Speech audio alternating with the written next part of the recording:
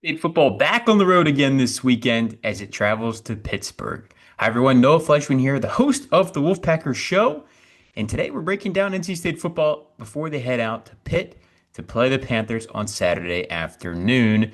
The Wolfpacker show is powered by thewolfpacker.com, which is a part of the On3 network. Sign up today for just $1 for your first week. You get all the exclusive premium analysis, premium coverage, everything you could possibly want to know about NC State football, basketball, and other sports.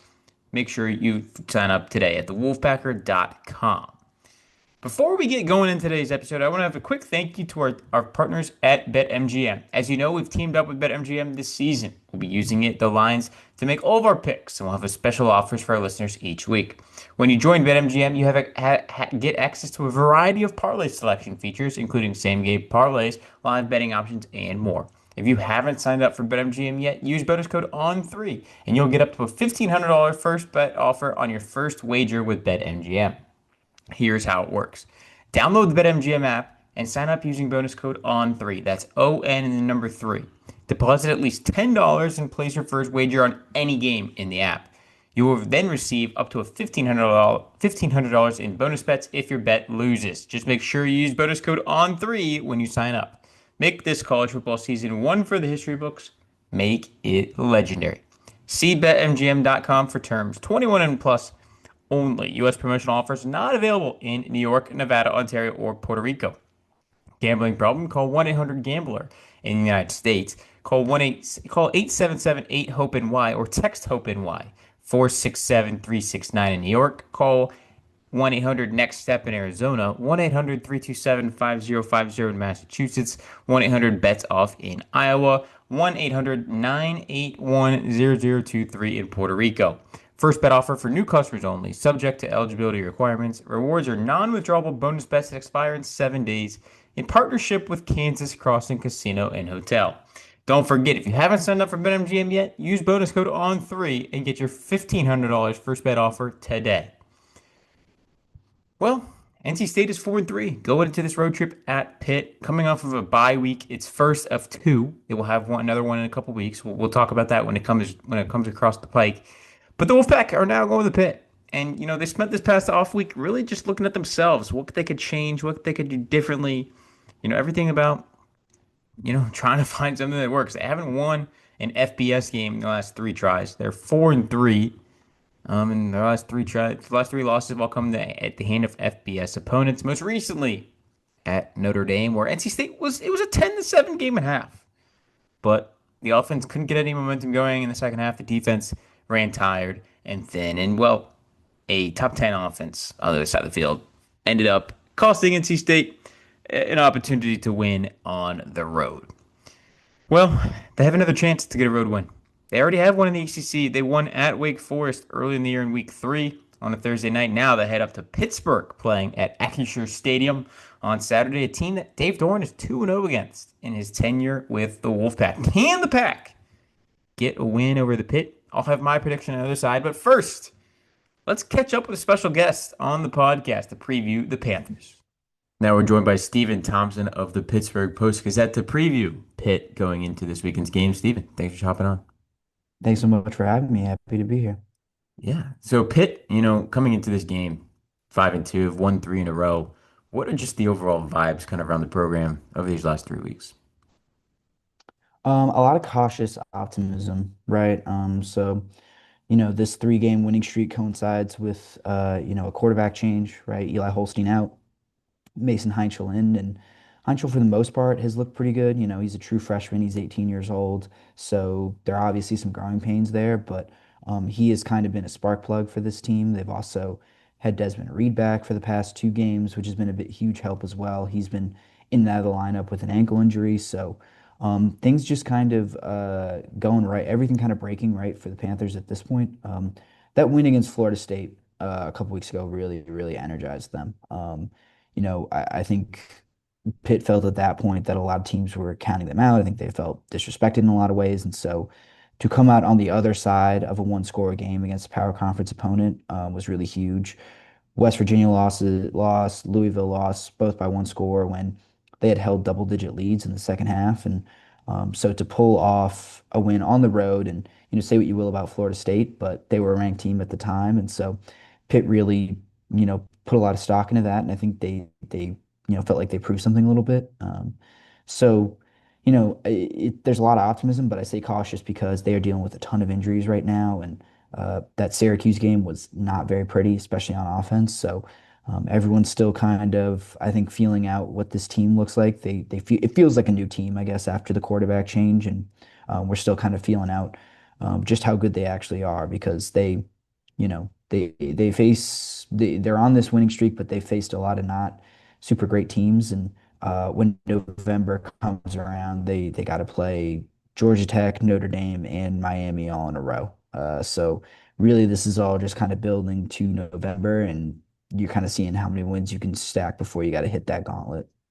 Yeah, similar back half of the season for NC State playing Notre Dame, Georgia Tech, Miami, and etc. But you talked about, changing a quarterback and putting in a freshman at 18 years old. What have you just seen from Mason so far in these three games? And, what could kind of gives this why this Pitt coaching staff have so much confidence in tossing, a true freshman in there? Yeah, well, I think they saw a lot of good things in spring practices and training camp.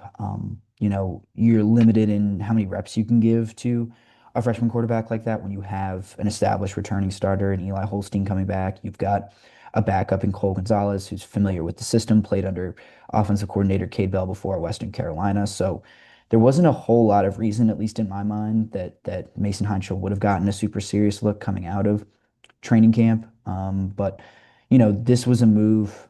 I don't want to call it desperation, but I think it was urgency. Eli Holstein was just not connecting on a lot of layups that you would want your starting quarterback to connect on. And Heinzel, when he came in, the biggest thing he did was complete the ball, right? Like he was really efficient, and he wasn't hitting on some of the 20-yard, 50, 40, 30, 40-yard bombs that Eli Holstein was and scoring touchdowns that way. But, he was completing passes, moving the ball downfield, converting first downs. He was really good on third and fourth down, especially through his first two games. The Syracuse game, was a little bit of a different story, but it really made Pitt into a different offense. Instead of go, go, go, fast as you can and scoring in just a handful of plays, they're a lot more methodical, and it's lended itself to some more complementary football, right? So they're possessing the ball for a lot longer, and this beleaguered defense, which has a ton of injuries, is getting a little bit of a rest, which has been huge, and they're able to play like I think the really borderline elite unit that I think they are when they're fully healthy. So. Heinkel, not as many of the, kind of deep throws outside the numbers, things like that.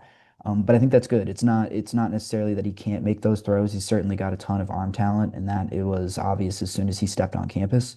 Uh, but they are kind of just working on kind of the little stuff of being, Division I Power Five quarterback with him. The decision making, not putting the team behind the sticks or anything, not trying to do too much. I think that was the biggest thing, from the first two games that uh, we heard from him, heard from the coaches, heard from the players, was that he didn't feel like he needed to be Superman, He didn't need to, if Pitt was down, they didn't need to make it all back in one play. He didn't need to be the one, doing it all for this team. He could really trust his receivers and trust them to make plays, even if, it's only off of short passes and things of that nature. So it's been a positive development. He's got some learning to do after that Syracuse game, but you've seen a lot of good stuff from him so far. Definitely week by week growth for sure. You talk about, young quarterback, having weapons around him always makes life easier. Desmond Reed, one of the better players in the ACC. As you said, it's been banged up, but he's been back the past couple of weeks. What is the status on him going to the weekend, and how much does he just help this Pitt offense just being back out there? Yeah, he's huge. If you watch that Florida State game, I can't tell you how many of his 200 yards came when he just took a short pass and ran for, 12, 15, or sometimes even 35 yards, He's a walking big play every time he touches the ball. Which is probably why he played last week, even though he wasn't quite at 100%. I think Pitt thought that even, 20, 25 snaps with him, he's liable to make a big play whenever he touches the ball. So it's still useful to have him out there, even if you can't play him for the full game. I don't know if I necessarily agree with that, but yeah, he is still a little banged up. So he came out of that Florida State game not feeling great. And I kind of expect him to be, a game time decision essentially for the rest of the year. That's just kind of the nature of the beast here. And that ankle injury seemed like it was pretty tough, and he worked really hard to come back for that Florida State game, and maybe paid for a little bit last week when they had to face Syracuse. So seems like he is getting a little bit healthier, but I have no idea whether or not he'll be on a snap count again this week. Just how ready he'll be. I would expect him to play, but to what extent, I can't say for sure. Definitely. And then, when you look at this Pitt offense, who else kind of stands out to you so far outside of, Desmond Reed? Yeah, as far as playmakers go, Kenny Johnson is having a really nice year. He's also a threat in the return game, had a punt return touchdown against Syracuse. He had been really close to breaking a couple earlier in the year, but kind of their best all-around receiver. He's the guy that Heinz will target the most. He had been known for kind of those deep passes, downfield threat, but worked really hard to become, like I said, a more complete receiver, catches and throws over the middle, slants, things like that. Poppy Williams is another threat. Just kind of a really solid pass catcher, good hands. Again, someone who's kind of changed their route tree a little bit with the quarterback change. And Blue Hicks and Deuce Spann give you some speed on the outside, some guys who are taking short passes, and they're hopefully going long ways. And then the offensive line, Ryan Baer, the right tackle, is having a really good year. You should keep an eye on Kendall Stanley, the left tackle. He is technically their backup, although he was kind of in a competition with Jeff Percy, who's a little banged up as well. Stanley started the last two games. His Florida State game was really good. His Syracuse game was really bad. He had five penalties against Florida State. Three of them were false starts. So we'll see how he kind of reacts to a home environment. I would expect him to play a little bit better, but um, this offensive line really does need to help out their quarterback because he got sacked seven times in the Syracuse game, and that is not a recipe for success. So I'd say the tackles, especially against those pretty good defensive ends that NC State has, that's going to be a matchup that I'm paying attention to. For sure. And you talk about defense, Pitt has a good defense too, especially against the run. The best in the ACC, second, best again per carry allowed in the country. What's just led to the success of Pitt just being able to stop the run and make teams as one-dimensional as possible? Yeah, it's funny when people ask, Pat Narduzzi or the defensive coordinator Randy Bates about this because they don't have a super complicated answer because this is just how the defense is built, right? This has been part of Pat Narduzzi's identity going back to his days at Michigan State when he was the defensive coordinator. They want to stop the run first and foremost. So they will leave their defensive backs out on islands, and they will give up a long pass play here or there. But as long as they're able to stop the run and make teams one-dimensional, that makes things a lot easier on them. So they'll devote extra resources in the box and to stopping the run. But uh, it's just kind of them selling out against the run and then hoping that their defensive backs can kind of live on islands and win enough there to keep points off the board. So we'll see how it works out this week. I think NC State's got some multiple threats, like Smothers coming out of the backfield. That's going to be an interesting matchup, especially because two of their bigger injuries that Pitt has right now is to those outside linebackers, Rasheem Biles and Kyle Lewis. So, are the backups Nick Lappy and Cam Lindsey going to be able to cover in space? Are they going to be able to tackle in space? Like those are the really big things. But this is just kind of what Pitt does and who Pitt is. They're a little bit plug and play in that sense. They are always going to sell out against the run, and they're going to live with the results that come from that. Definitely talk about Hollywood Smothers, the ACC's leading rusher in the backfield for NC State. You talk about having two linebackers that are banged up with, two of the better defenders in all of the ACC. What is kind of the update on Biles and Lewis, and do you expect, either of them to play, going into this weekend?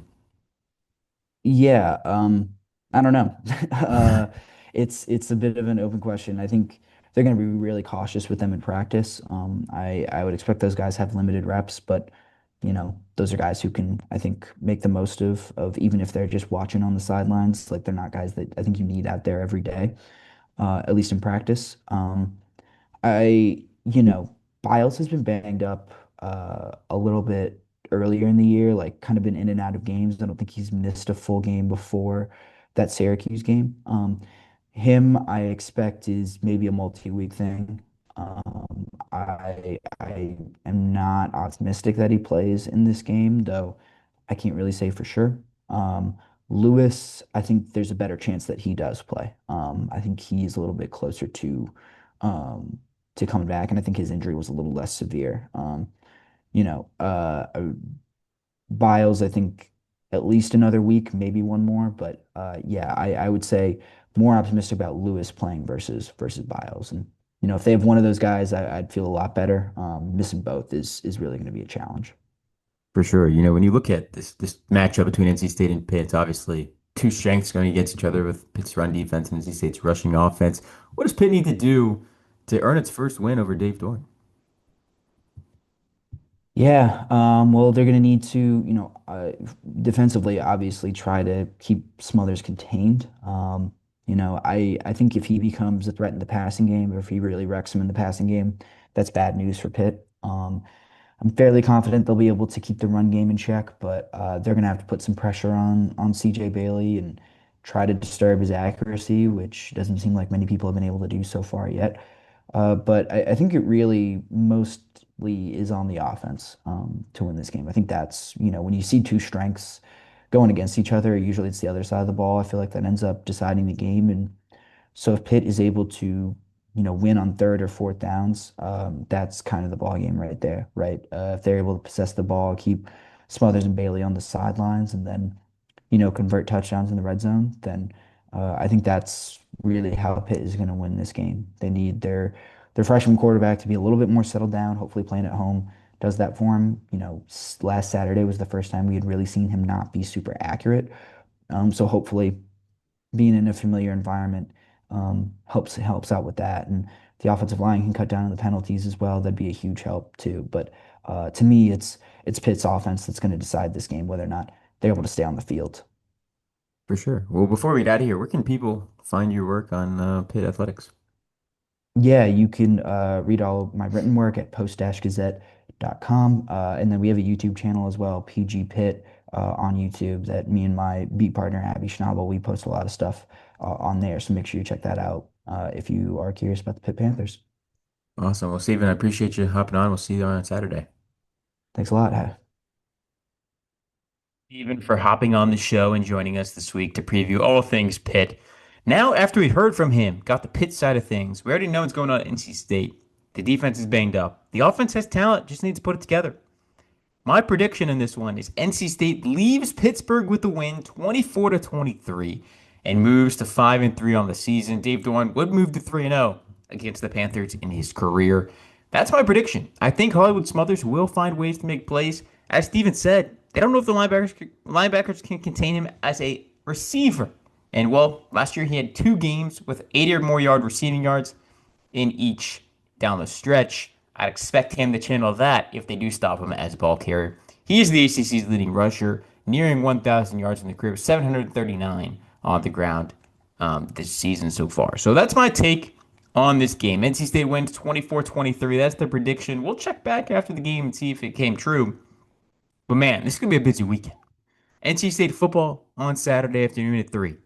NC State women's basketball Sunday, 2 o'clock, Greensboro against number 10 Maryland in an exhibition. And then if you stick around, you can check at 4:30 Will Wade and the Wolfpack, the men's team, playing against South Carolina as well in Greensboro in an exhibition. The final preseason tune-up for both teams before they kick off the 25-26 season. We'll have full coverage of the football game on Saturday, both exhibition games on Sunday, and everything falling out from both in the days after. Make sure you check it out on wolfpacker.com. Sign up right now for $1 in your first week. You get all that coverage included for $1. You can't beat it anywhere else. We're going to fire up a basketball podcast next week, too. So this one will be like a more football podcast. We'll have a basketball podcast with a special guest every week moving forward from next week all the way through basketball season as Will Wade and the Wolfpack men and Westmore and the Wolfpack women look to make a splash in 2025, 2026. But for now, we'll see what happens this weekend at Pitt. Make sure you're locked in on the Wolfpacker.com with all the updates you need from Dave Doran's press conferences, the players, analysis, features. We have it all. So check it out right now at thewolfpacker.com, and we'll see you next week.